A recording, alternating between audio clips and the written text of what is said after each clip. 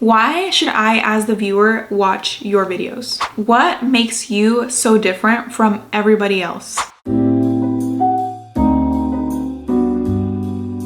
Hey guys, and welcome back to my channel. I thought for today I would share some tips based on my experience of attempting content creation for an entire year. In 2024, I started my content creation journey, and now we're in 2025, and I have definitely learned tons of things. For anyone who wants to get into this stuff and wants to take it seriously, please listen to these tips. I just want to save your guys' time and help you out so you don't make the same mistakes that I did. I wrote everything on my phone. Here are the mistakes to avoid as a beginner in content creation. Oh my god, you guys didn't tell me I had a big ass pimple on my freaking nose.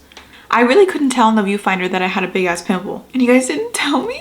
Okay, so the first mistake that I made personally is that I did not have intention when I first started making videos. You need to have intention, or else you're literally gonna be like a deer in the headlights. You're gonna post a bunch of stuff that's random. You're not gonna be consistent with the last post. Contrary to what other people say, don't post just to post, okay? What is your motto? What are you representing? The best way to show your intention is to yourself, tell yourself in one sentence what your content is about.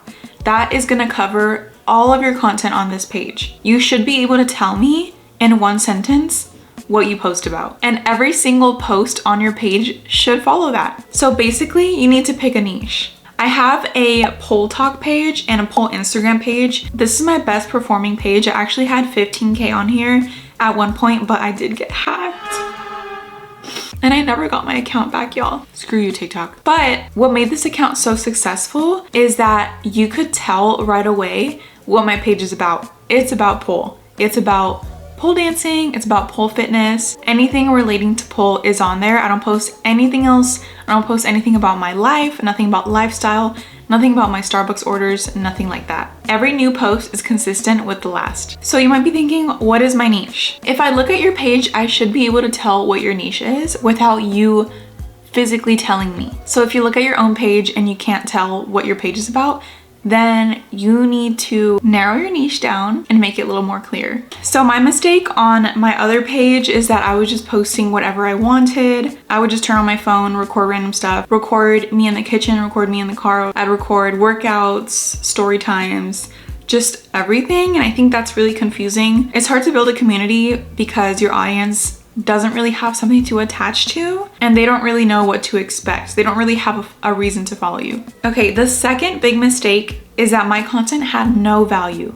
I was just posting stuff, just spitting words out, but not giving value to the viewers. So you need to think, why should I, as the viewer, watch your videos? What makes you so different from everybody else? You want to make your viewers feel like it's worth subscribing to you. Like, I want to see more. I really like this person. I like that this person does this. And there's a lot of different ways to do that. Like, does your content make the viewer feel good? Is the reason why I subscribe to you because I love your personality? Like, you're just so happy that I want to see more of that? Or is the value in your content just that it's so aesthetically pleasing? Like, do you post really delicious, beautiful looking dishes? Or another way to show value in your page or in your content is like wellness or a gym page.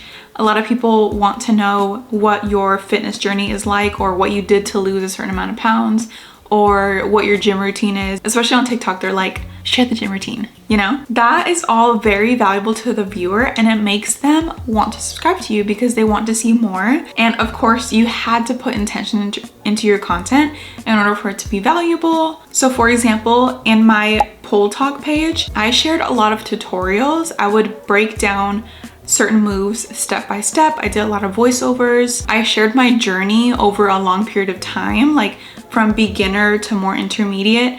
And I just built a sense of community. People felt like they knew who I was. Versus the mistake on my other page, I kind of just posted what I wanted. I did have some tutorials here and there, but they weren't based on the same stuff. Like, I think I posted a makeup tutorial, a clothing hack, some hair tutorials. Like, I guess I had a beauty page, but it wasn't super defined. It's kind of been beauty / lifestyle, but It's not super clear, and the fact that I have to think to tell you that tells me enough. I didn't do a good enough job in narrowing down that page. The last mistake that I will mention in this video is going about collabs the wrong way. So on my lower follower count page, as soon as I found out that I could make money through TikTok Shop, I went like, I wanted to promote everything.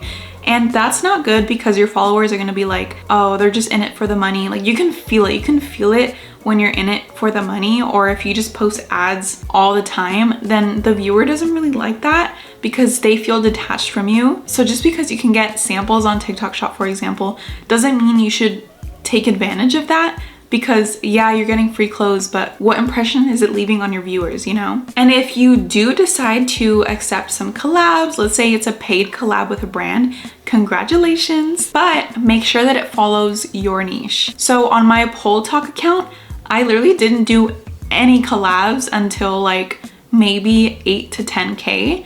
So I waited a really long time. And when I did do collabs, I was very particular on them because I didn't want my viewers to feel like, oh, she's different now, or like, oh, she's doing ads now, you know? So I wanted it to be very integrated, and I wanted it to blend in with the rest of my content. So how do you do that? Make sure that when you collab with a brand, that you're promoting something that follows within your niche.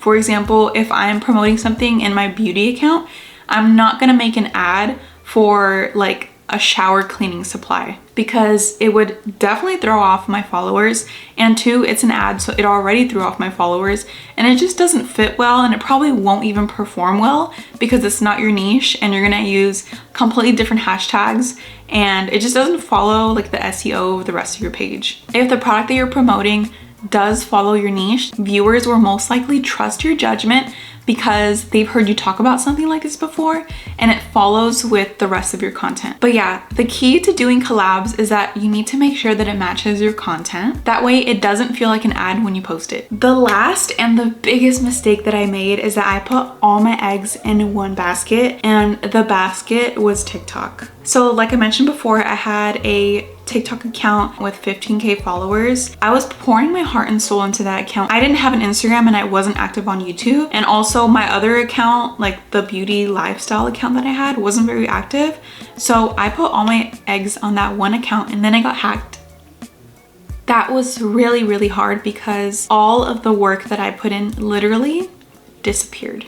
And I was in shambles. I was so distraught. I did make a video on my hacked experience, how I found out, and what TikTok has done to support me.